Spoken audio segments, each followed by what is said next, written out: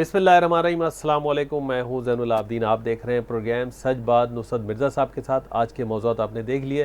मिर्ज़ा साहब अस्सलाम वालेकुम। वालेकुम अस्सलाम और अस्सलाम वालेकुम नाज़रीन किराम। आज जो सबसे बड़ा जो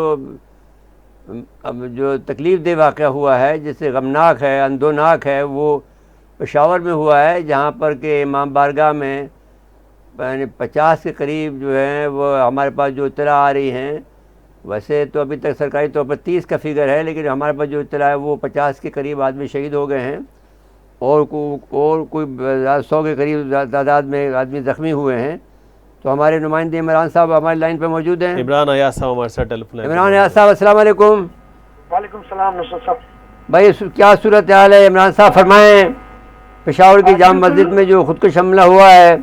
नुसरत साहब, ये उस वक़्त ये वाक़या पेश आया जब जुमे की नमाज अदा की जा रही थी। कूचा रिसालदार है, ये खैबर बाजार में वाक़या है, मशहूर किस्सा खानी बाजार है। ये इसके अंदर कूचा रिसालदार है जहाँ पर जुमे की नमाज जो है अदा की जा रही थी। यहाँ पे ये खुदकश हमलावर जो था ये दाखिल हुआ। 2 खुदकश हमलावर थे। पहले वहाँ पर ड्यूटी पर जो मामूर पुलिस एहलकार थे उनको फायरिंग की, उनको शहीद किया। उसमें एक जो पुलिस एहलकार था वो मौके पर शहीद हुआ, जबकि एक उसमें जख्मी था जिसको हॉस्पिटल मुंतकिल किया गया, जहाँ पे बाद में वो भी शहीद हुआ। उसके बाद जो खुदकश हमलावर थे वो मस्जिद के अंदर दाखिल हुए। 1:10 पर ये दाखिल हुए, जबकि जो जुमे की नमाज होती है वहाँ पर 1:15 पर वहाँ पर जुमे की नमाज होती है। 1:10 पर ये दाखिल हुआ। बहुत बड़ी तादाद में वहाँ पर जो नमाजी थे वो जुमे की नमाज पढ़ने के लिए वहाँ पर मौजूद थे। इसमें बच्चे भी थे, बूढ़े भी थे, जवान भी थे। जैसे ही दाखिल हुए उन्होंने खुदकश हमलावर ने खुद को उड़ाया, जिसके नतीजे में अब तक की जो इत्तलात, एक ने उड़ाया, 2 ने उड़ाया। एक जो खुदकश हमलावर था वो अंदर दाखिल होने में कामयाब हुआ और उसने खुद को उड़ाया। तो पुलिस है वो ये कह रही है कि एक खुदकश हमलावर का 5 से 6 किलो बारूदी मवाद इसमें इस्तेमाल किया गया है। अंदर जाने के बाद उसने खुद को उड़ाया, जिसमें अब तक की जो इत्तलात है 40 से ज़ायद अफराद जो हैं वो इसमें शहीद हो चुके हैं, जबकि 50 से ज़ायद नमाजी जो हैं वो इसमें जख्मी हैं। जख्मियों को जो है फौरी तौर पर पेशावर के जो लीडिंग हॉस्पिटल है, जो कि इंतहाई करीब है जाए वकुआ के, वहाँ पर उनको मुंतकिल किया गया, क्योंकि ये काफ़ी अंदर का इलाका है, बाजार है, वहाँ पे गुंजान आबाद इलाका है। तो रेस्क्यू की टीमों को वहाँ पे इमदादी सरगर्मी में काफ़ी मुश्किलात का सामना था। लेकिन पेशावर के जो लोग थे वो मौके पर वहाँ पर पहुंचे। फौरी तौर पर लोगों ने जो नमाजी जख्मी हुए थे, जो शहीद हुए थे, उनको वहाँ से उठाया रिक्शों में, मोटरसाइकिल्स पर, और जो सवारी उनको मिली उन्होंने फौरी तौर पर जो है उनको जख्मियों को हॉस्पिटल मुंतकिल किया। कुछ जो जख्मी थे उनको मुख्तलिफ रेस्क्यू की गाड़ियों में, जिसमें ईडी और जो हॉस्पिटल के जो एम्बुलेंस थे वो इसमें हिस्सा ले रहे थे, वो वहाँ पर जय वकुआ पर पहुंचे। उन्होंने जख्मियों को जो इलाज मुंतकिल किया गया।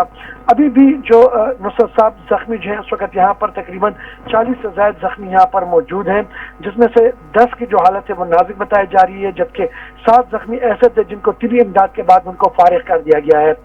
इस वक्त जो जिन जख्मियों की हालत नाजुक बताई जा रही है उनके बारे में ये डॉक्टर कोशिश कर रहे हैं कि उनकी जान बचाई जा सके, ताकि शहादतों का सिलसिला है वो ज्यादा ना हो। नुसरत साहब, मैं यहाँ पे ये बता दूं कि पेशावर शहर जो है माजी में भी दहशत गर्दों के निशाने पर रहा, और जब भी दहशत गर्दी का ऐसा वाक़या पेश आया तो पेशावर का जो LRH हॉस्पिटल है, लीडिंग हॉस्पिटल, इसमें हमेशा यहाँ पर जख्मियों को जो शहादतें होती थी यहाँ पे उनको जो इमदाद दी जाती थी। पेशावर एक मिनट रुकिए इमरान साहब, ये फरमाइए कि ये जो कोई इनके पास इन्होंने जो हमारी एजेंसियां हैं उन्होंने कोई पहले से इत्तला नहीं दी थी कि ये कोई वाक़या हो सकता है? जिस हवाले से यहाँ पे जो तर्जुमान है सूबाई हुकूमत के बैरिस्टर सैफ, उनसे मैंने पूछा तो उनका ये कहना था कि उनके पास कोई ऐसी इत्तला नहीं थी, लेकिन चूंकि वहाँ पर पुलिस एहलकार 2 ऑलरेडी मौजूद थे जो सिक्योरिटी पर मामूर थे, लेकिन जो खुदकश हमलावर थे पहले उनको निशाना बनाया और उसके बाद एक खुदकश हमलावर अंदर दाखिल हुआ। तो अभी CCTV फुटेज भी आ गई है, उसमें ये देखा जा सकता है कि खुदकश हमलावर जो था उसने फायरिंग की है पुलिस एहलकारों पर। नहीं, अब मेरा ये कहना है कि ये जो तरीका कार है कि वो पुलिस वाला वहाँ खड़ा होता है, टारगेट पे होता है, आराम से मारा जा सकता है उसको, तो इनको तो खुफिया तौर पर खड़ा रखना चाहिए ताकि ये लोग उस जो आदमी खुदकश ऐसे आदमी हों तो उनको मारे। ये इनको हिकमत अमली वज़ा करनी पड़ेगी और ये नई हिकमत अमली बनानी पड़ेगी। जी नुसरत साहब, आपकी बात बिल्कुल सही है, क्योंकि जो पुलिस एहलकार ड्यूटी पर मौजूद थे उनको आसानी से हदफ बनाया गया है। तो आप वाली बात कि अगर पुलिस एहलकार 2 बाहर और 2 अंदर किसी जगह पर मौजूद होते जहां पर ये उनको खुदकश हमलावर को ऊपर से या किसी सेफ साइड से उनको टारगेट कर सकते तो शायद इतना बड़ा वाकया रोनुमा ना होता। जी नुसरत साहब, ये जो वाकया हुआ है इस वाकये में हुकूमत की जिम्मेदारी भी है कि وہاں پہ ان کو جو تحفظ ہے کہ کہنا تو کہہ رہے ہیں کہ 2 پولیس اہلکار وہاں پر موجود تھے، لیکن ان کی تعداد جو ہے انتہائی کم ہے، اور ان کی حکومت کی ذمہ داری بنتی ہے کہ وہ اس طرح کے حالات ہیں، کیونکہ تھریٹس کافی دنوں سے موصول ہو رہے تھے.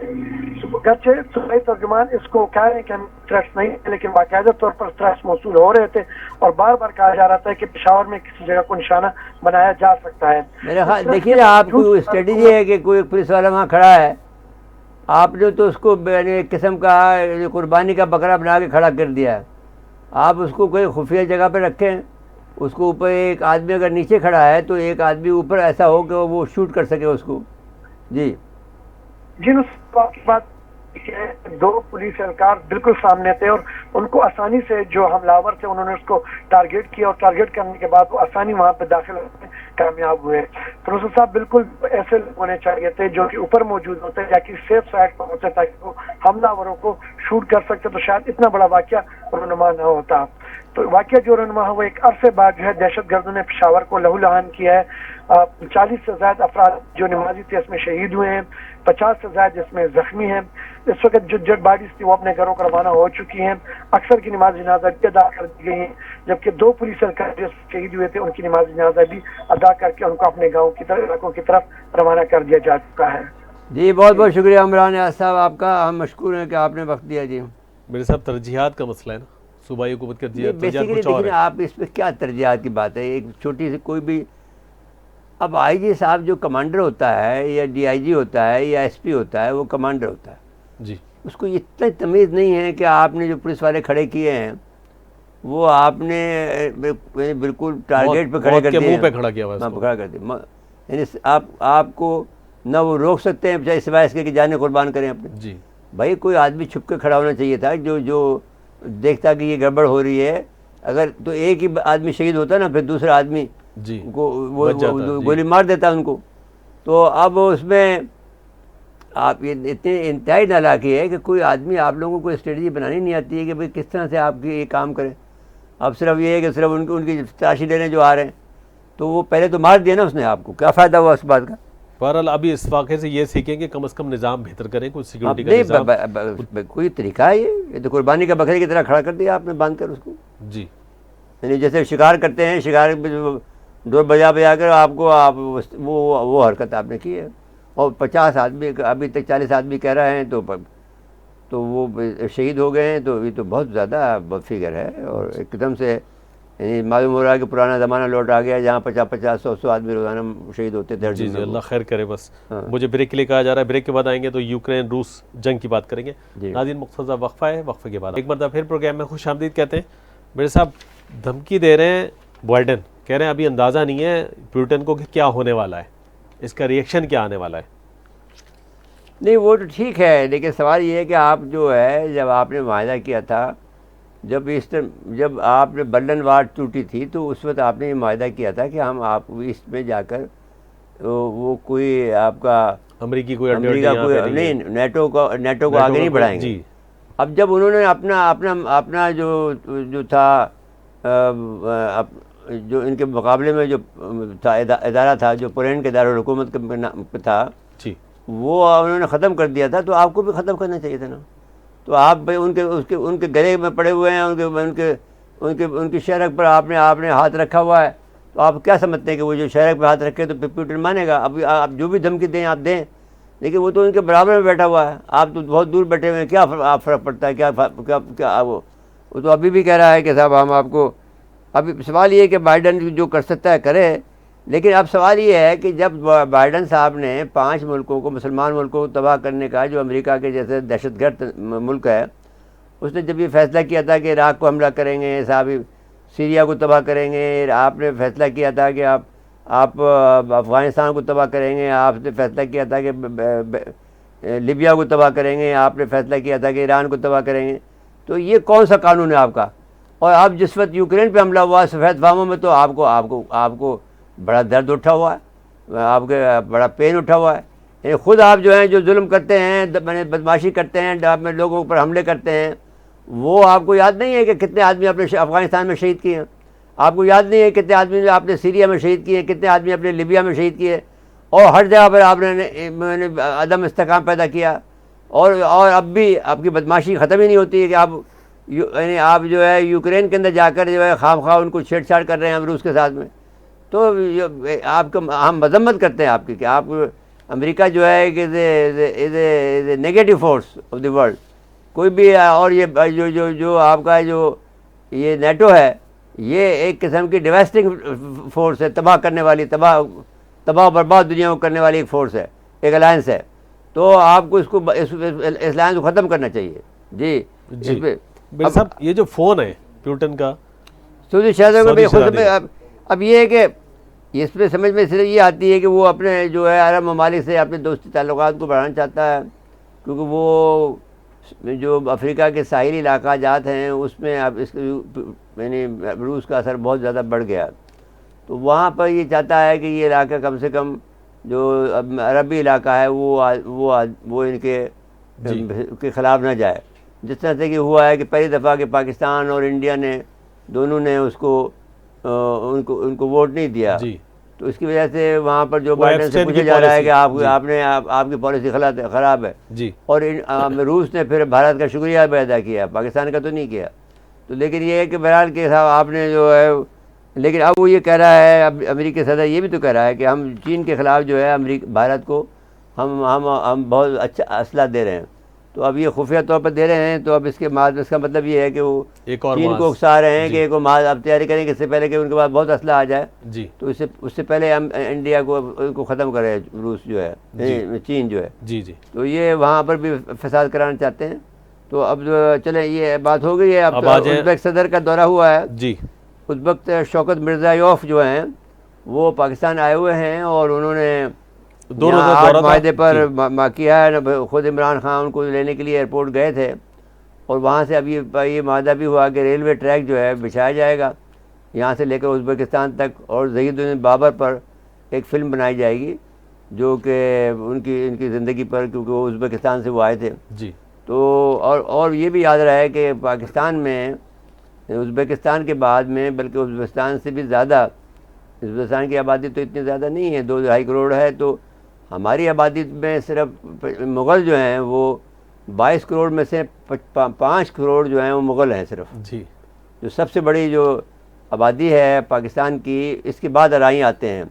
پہلے ہماری مغلوں کی آبادی ہے, اس کے بعد میں پھر ارائیوں کی آبادی ہے, پھر دوسرے بہت جو باقی جو برادری ہیں وہ آتی ہیں. یہ جو فلموں اور ڈراموں والی جو ڈپلومیسی ہے یہ کتنی کارآمد ہوتی ہے؟ نہیں یہ بہت اچھی ہے, کیونکہ ظہیر الدین بابر ان کا بھی ہیرو ہے, ہمارا بھی ہیرو ہے. تو اس لحاظ سے ٹھیک ہے. کیونکہ ہم نے آپ یاد رکھیں کہ آپ نے ہر چیز کا جو بھی آپ نے رکھتے ہیں, میزائل کا نام بھی بابر رکھا ہوا ہے.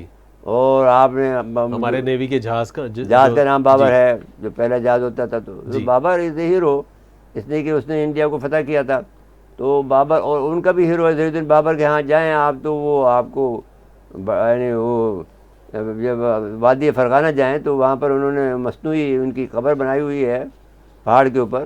اور وہاں پر جو بھی مغل بچہ ہوتا ہے یا اس علاقے کا, وہ جب شادی ہوتی ہے تو سب سے پہلے وہاں حاضری دیتا ہے اس قبر پر. اچھا. تو بہرحال یہ 8 معاہدے ہوئے ہیں اور یہ اللہ کرے کہ اچھا ہے, کیونکہ جب آپ یاد کریں کہ جب میں 2016 میں گیا تھا تو میں نے ان کو جو لکھا تھا وہ یہ کہا تھا کہ پاکستان سے آپ دوستی کر لیں, کیونکہ پاکستان ایک ایٹمی ملک ہے اور آپ کو پھر خطرہ نہیں رہے گا روس سے یا کسی اور ملک سے. بالکل. لیکن پاکستان سے آپ جڑ جائیں, وہ جو ان کے میں لکھ کے آیا تھا ان کے اس کے. اور ہمیں بھی چاہیے دائرہ اثر بڑھائیں ذرا. نہیں بڑھا رہے ہیں پاکستان اس میں, اور خوشی کے ساتھ میں ابھی عمران خان کا ایئرپورٹ پہ جانا کر ریسیو کرنا اس کو. وہ بہت خوش ہوا وہ شوکت مرزایوف جو ہیں. اب یہ یوف بھی لگانا چھوڑ دیں, شوکت مرزا کافی نہیں ہے آپ کو. یوف لگانے کا مطلب یہ ہے کہ ابھی تک آپ روس کے اثر میں ہیں. ابھی علاقائی بھی رہنے دیں, اس سے بھی کیا فرق پڑنا ہے. ہمیں چلو ٹھیک ہے, جو ان کی مرضی کریں. بریک کے لیے کہا جا رہا ہے, بریک کے بعد آئیں گے تو ایک اور اچھی خبر جو پاک بحریہ کی طرف سے ہے. ناظرین مختصر وقفہ ہے, وقفے کے بعد آتے ہیں. ایک مرتبہ پھر پروگرام میں خوش آمدید کہتے ہیں. میرے صاحب پاک بحریہ نے ایک اور بھارتی آبدوز کو پکڑ لی ہے, مطلب دیکھ لی ہے تو پکڑنا ہی ہوتا ہے. تو یہ 4تھی دفعہ ہو گیا ہے. پاک بحریہ نے پہلے 2016 کے اندر ان کو ڈیٹیکٹ کیا تھا, جب ہمارا جو عارف اللہ حسینی اس وقت یہ کمانڈر فلیٹ تھے. تو جب ہم نے ان سے بات کی تھی تو انہوں نے کہا تھا بات یہ ہے کہ ہمارے پاس ڈاٹا موجود ہے کہ جیسے ہی کوئی جو ان نون ویسل ہمارے ہاں آتا ہے تو ہم اس کو ڈیٹیکٹ کر لیتے ہیں, پانی کی جو ہلچل ہوتی ہے اس کی وجہ سے. تو اس کے بعد میں پھر آپ کو یاد ہوگا کہ 4 مارچ بالاکوٹ کے بعد میں 4 مارچ 2019 کو جی وہ ان کی آبدوز آئی تھی اس میں گوادر کے پانی کے قریب، جی تو وہاں پر ہم ڈیٹیکٹ ہوئی تھی. پھر ایک جو ہے 16 اکتوبر 2021 کو ایک سب میرین ڈیٹیکٹ ہوئی تھی جو بھاگ گئی تھی، اور پھر وہ اب یہ آج جو ہوئی ہے تو یہ چوتھی ہے 5 سال کے اندر، یہ چوتھی بڑی انہوں نے کوشش کی ہے کہ انہوں نے اب جو اس کو بھاگ گئی ہے اس کو. لیکن بہرحال یہ بات بھی یاد رکھنا چاہیے کہ ہمارے جو لوگوں نے جو ہمارا ایک اینٹی سب میرین وارفیئر یونٹ نے بھارتی آبدوز کو پکڑا، اور پکڑے کا مطلب یہ دیکھ لیا جو تو اب اس کے بعد میں یہ میجر بابر افتخار صاحب کا کہنا ہے. دیکھیں نا بابر اتنا کامن نیم ہے جی جی کہ بابر افتخار صاحب ISPR کے ترجمان جو ہیں انہوں نے جنرل صاحب نے. تو اب یہ ساتھ ساتھ میں سی اسپارک کی بھی کہ 22واں سی اسپارک کا بھی 22واں جو پروگرام ہے وہ چل رہا ہے. یہ ایک ایکسرسائز ہوتی ہے جو پاکستان ہر 2 سال بعد میں کرتا ہے، تو یا ہر سال کرتا ہے. تو اب صورتحال یہ ہے کہ بھارتی فوج جو ہے آبدوز جو ہے جاسوسی اور بحری مشق سے متعلق معلومات اکٹھے کرنے آئی تھی، لیکن اس سے پہلے اس کو ڈیٹیکٹ کر لیا گیا تھا، اس کو وارننگ دی تو بھاگ گئی. جی تو اب اس کے بعد میں چلیں جی مہنگائی کا اب آ جائیں سیاسی ہلچل پہ. جی ہاں، اچھا مہنگائی پہ تو کسی کو کوئی توجہ نہیں ہے، نہ گورنمنٹ بات کو ہے. صرف اس حکومت کو گرانا چاہتے ہیں. جی بات یہ ہے کہ جب بھی کبھی پاکستان کی تاریخ یہ ہے کہ جب بھی کبھی کوئی آدمی روس سے رابطہ کرتا ہے یا آزاد پالیسی اختیار کرتا ہے، ایبسولوٹلی ناٹ کہتا ہے، تو پھر اس کا وہ پھر نکال دیا جاتا ہے. اب یہ تو ہم نہیں کہتے ہیں کہ یہ ساری بات جو ہے وہ ایبسولوٹ ناٹ کے بعد میں شروع ہوئی، لیکن یہ ہے کہ کیونکہ خود عمران خان صاحب میں نااہلی کے تمام عنصر موجود ہیں تو یا عناصر موجود ہیں، تو اس لحاظ سے انہوں نے ٹیم غلط سلیکٹ کی ہے، خود جو ہے فیصلہ کرنے میں کوتاہی کرتے ہیں اور اس قابل نہیں ہیں کہ وہ ملک کو چلا سکے. جی تو اب اس کے بعد لیکن پھر بھی وہ ایک بات ضرور کی ہے کہ انہوں نے خارجی میدان میں پاکستان کا جو مقام ہے اس کو بلند ضرور کیا ہے. پاکستان کو ایز اے پلیئر بنایا ہے ایبسولوٹلی ناٹ کہہ کر، تو پھر روس سے تعلقات بڑھائے ہیں، اور روس کو میں جب یہ گئے ہیں تو ان کی جو ہے ان کو بڑی پذیرائی ملی ہے. جی اب ان کے خلاف عدم اعتماد لائی جا رہی ہے. جی تو اب اس پر ہم پہلے تو نہیں، یہ بلاول صاحب کا جو مارچ ہے نا یہ ملتان سے آگے نکلا ملتان سے آگے ہے. تو اب رانا کامران صاحب ہمارے ساتھ رانا کامران صاحب السلام علیکم. جی وعلیکم السلام. کامران صاحب یہ بتائیے کہ یہ کتنا بڑا کارواں ہے جو کہ آپ کے ملتان سے گزرا ہے. جی جی مرزا صاحب یہ دیکھیں، یہ جو پاکستان پیپلز پارٹی کا عوامی مارچ ہے یہ اس وقت خانیوال پہنچ چکا ہے، اور یہ یہاں پہ اگر گنتی کی جائے تو بہرحال مشکل ہے، کیونکہ یہ بہت بڑا قافلہ لے کے سندھ سے ہی پنجاب میں داخل ہوئے تھے، اور لوگ جو ہے وہ ہزاروں کی تعداد میں ہیں، بہت بڑی تعداد گاڑیوں کی بھی ہے. اور یہ ایک جو پاکستان پیپلز پارٹی کو ایج ہے، اس وقت لوگ پاکستان پیپلز پارٹی سے زیادہ جو وہ مہنگائی کے خلاف بات کرنا چاہ رہے ہیں، اور جو بھی بندہ مہنگائی کی بات کرے گا عوام اس کے ساتھ کھڑے ہوں گے.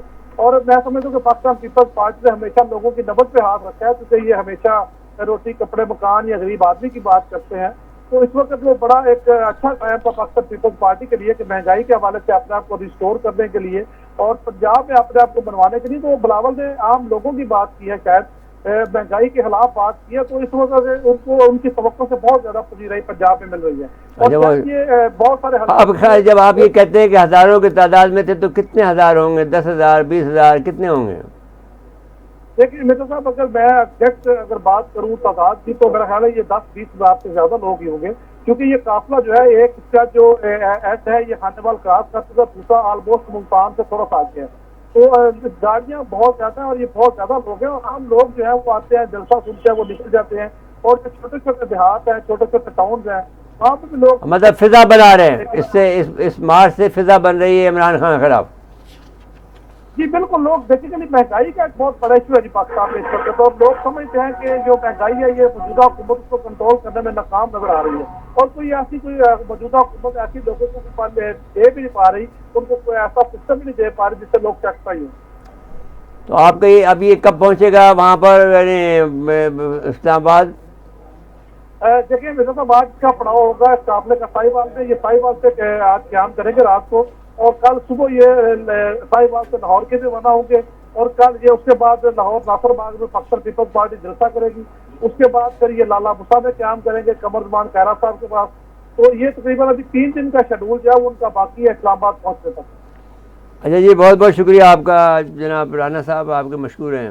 جی جی، اور میرے صاحب ویسے توڑ جوڑ بھی اندر چل رہا ہے، بہت چل رہی ہے، لیکن ابھی تک انہوں نے فیصلہ نہیں کر پائے ہیں کہ وہ کس کے خلاف لے کے آئیں، عمران خان کے خلاف لے کے آئیں، یا پھر اسپیکر کے خلاف لے کے آئیں، یا پھر پنجاب کے وزیر اعلیٰ کے خلاف لے کے آئیں، لیکن ابھی تک یہ فیصلہ نہیں کر پائے ہیں. اور وہ ہمارا یہ خیال ہے کہ اس میں ان کو ضرور ہے کہ ان کے آدمی ٹوٹ رہے ہیں، لیکن میرے خیال میں ان کو ناکامی شاید ہو جائے گی. اور چودھری صاحبان کے بڑے مزے ہیں، ہر کوئی ان کے پاس جا رہا ہے. نہیں، چودھری صاحب کے علاوہ اب انہوں نے چودھری صاحب پر نظر چھوڑ دی ہے. وہ جو ان کے جو پی ٹی آئی کے جو ناراض لوگ ہیں ان کے پر توجہ زیادہ دی ہے. اچھا، وہ پی ٹی آئی کے بیسیکلی لوگ تھے بھی نہیں، وہ ان پارٹیوں سے گئے گئے تو واپس آئیں گے، ظاہر ہے تو ان کو ٹکٹ چاہیے ہوگا. ٹکٹ چاہیے تو وہ ٹکٹ کا بھی وعدہ کر رہے ہیں. میں نے ووٹ کی خریداری کی بھی بات کر رہے ہیں. 8 کروڑ سے 9 کروڑ کی بولی لگی ہوئی ہے. تو وہ کاروبار ہے. انہوں نے کہا ہے، کیا نام ہے، شہباز نے کہا کہ صاحب میں نے کوئی 24 ووٹ انہیں چاہیے، تو انہوں نے کہا کہ صاحب میں نے کوئی 14 ووٹ کر لیے ہیں. کسی نے کہا، زرداری نے کہا میں نے 5 میں نے اپنے کر لیے ہیں. 6 پیپلز پارٹی سے رابطے میں، 16 نون لیگ سے اور 2 جے یو آئی سے. جب تو اب اس طرح تعداد انہوں نے بڑھائی ہے. لیکن ابھی بہرحال تو اس لیے بات یہ کہ انہوں نے جو پی ٹی آئی کے جو آدمی ہیں انہوں نے رپورٹ کر دیا ہے، کم سے کم 4 آدمیوں نے رپورٹ کیا ہے کہ صاحب ہم سے رابطہ کیا گیا تھا اور ہمیں یہی آفر کی تھی، اور وہ پھر اس پر یہ ابھی لوگ کارروائی کیا کرتے ہیں یہ معلوم نہیں ہے. اچھا، بات یہ مسئلہ یہ ہے کہ جیسے ہی یہ لوگ کریں گے تو یہ ان کو نااہل بھی قرار دے سکتے ہیں. جی، اس لیے کہ ایز پر رول اگر یہ پارٹی کی لائن کو چھوڑتے ہیں جی تو یہ پھر ہمیشہ کے لیے یہ لوگ جو ہے وہ پھر خودکار نظام کے تحت وہ نائل ہو جاتے ہیں اسمبلی کی رکنیت سے. جی اچھا جی، تو خیر چلے اب کیا ہوتا ہے. اب آخری ایک خبر بہت اچھی ہے پاکستان کرکٹ کے لیے. کرکٹ میں آسٹریلیا کی ٹیم یہاں 23 سال بعد میں آئی ہے اور بہترین مہمان نوازی اور اس کے جو ہماری جو وہاں کی صورتحال ہے اس سے وہ مطمئن ہے. تو وہ اب یہ کہہ رہے ہیں کہ اب یہ جو دھماکہ ہوا ہے میرے خیال میں یہ متاثر کرنے کے لیے کیا ہے آسٹریلیا ٹیم کو بھی، اور اس کے بعد میں انڈیا والے دھمکی بھی دے رہے تھے ان کو، لیکن اس کے باوجود بھی آئے ہیں. اور اس کے بعد میں پھر انگلینڈ اور ساؤتھ افریقہ کی ٹیمیں آنے والی ہیں. تو بہرحال اس وقت ہم یہ سمجھتے ہیں کہ یہ بہرحال سارا الزام جو ہے انڈیا پتہ نہیں برداشت بھی کر پائے گا نہیں کر پائے گا. اور کیونکہ ہمیں پھر ایک بات میں آپ سے کہنا چاہتا ہوں کہ جو قومیں انورڈ لوکنگ ہو جاتی ہیں، جیسا کہ ہمارے ملک پاکستان ہو گیا ہے کہ وہ اپنے یہاں پر اندر دیکھ رہے ہیں، وہ قومیں نہ وہ جیت سکتی ہیں نہ کوئی بڑا کام کر سکتی ہیں. جو قومیں آؤٹ ورڈ لوکنگ ہوتی ہیں، باہر کی طرف دیکھتی ہیں، آگے کی بڑھنے کی طرف دیکھتی ہیں. میں نے اگر کوئی آدمی ہمارے ساتھ شرارت کر رہا ہے تو اس کو جارحیت کا خوف ہونا چاہیے کہ یہ ہم جارح بن کر ان کو تباہ برباد کر دیں گے.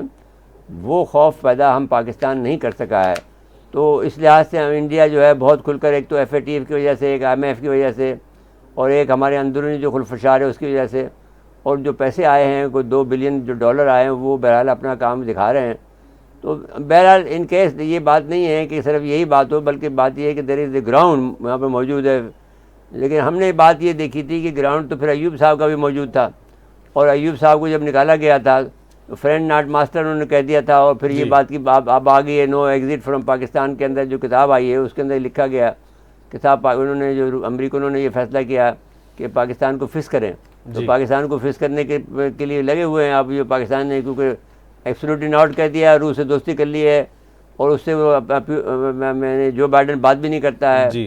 تو اس لحاظ سے یہ دیکھنا پڑے گا کہ ہمارا یہ خیال ہے کہ اگر کوئی بھی بات ہو، ان کو ووٹ آف نو کانفیڈنس بھی ہو تو کچھ عرصے کے لیے مؤخر کیا جائے تاکہ یہ ان پر الزام نہ لگے کہ یہ باہر کے اشارے پر کام کر رہے ہیں. جو اپوزیشن لیڈر ہے سارا ماحول عمران خان صاحب کے خلاف ہے اندرونی. بھائی دیکھیے وہ تو دیکھیے آپ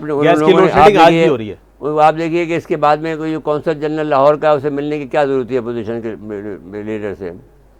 اس کے بعد وہ تو اپنا ظاہر ہے اس کو پرسن نان گریٹا قرار دیا جائے. تو ہمارا مطالبہ ہے کہ اسے پرسن نان گریٹا کر کے نکالا جائے. کیوں مل رہا ہے اس وقت؟ گورنمنٹ کرتے اس کام کو. گورنمنٹ کرے نا، پرسن نان گریٹا قرار دے اس کو. جی وقت ختم ہوا پروگرام کا. ناظرین آج کے لیے اتنا ہی. آئندہ پروگرام تک کے لیے اجازت چاہتے ہیں. اللہ حافظ.